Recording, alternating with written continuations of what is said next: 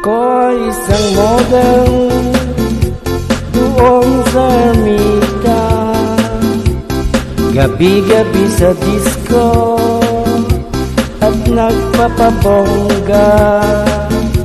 Sa pagkaisnariray, talbog lahat sila.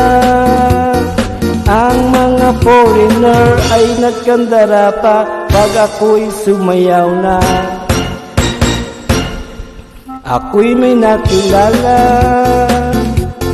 mistiso na Hapon, na in love sa akin, type niyang gawing girlfriend.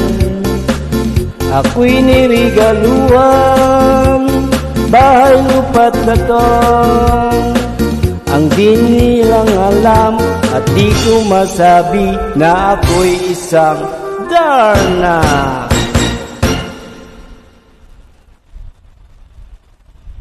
Ang iniingat-ingatan ko, ang ugat, lawit at muscle ko, na tinago-tago ko pa sa tuwing kami magkasama. Ako'y nananalangin na sana'y manalangin, huwag sanang mabuking nakatali kong akin na ubod ng itim.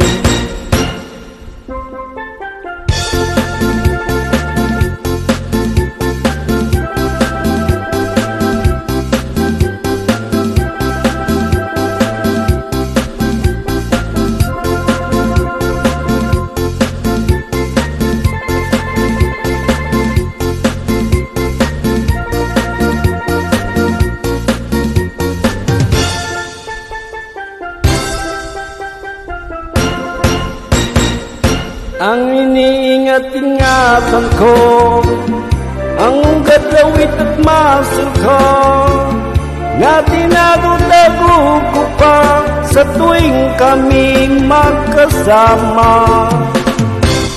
Kami biglang nakita nang di sinasadya sa restroom ng lalaki doon sa Mega Mall.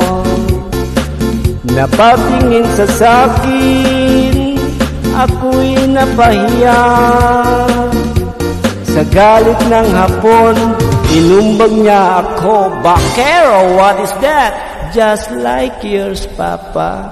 Sira ang beauty ko, binawi pang lahat, bahay lupat datong ng nobyo kong Hapon. Kaya ang beauty ko ngayon, nagtitinda na lang ng itlog at talong.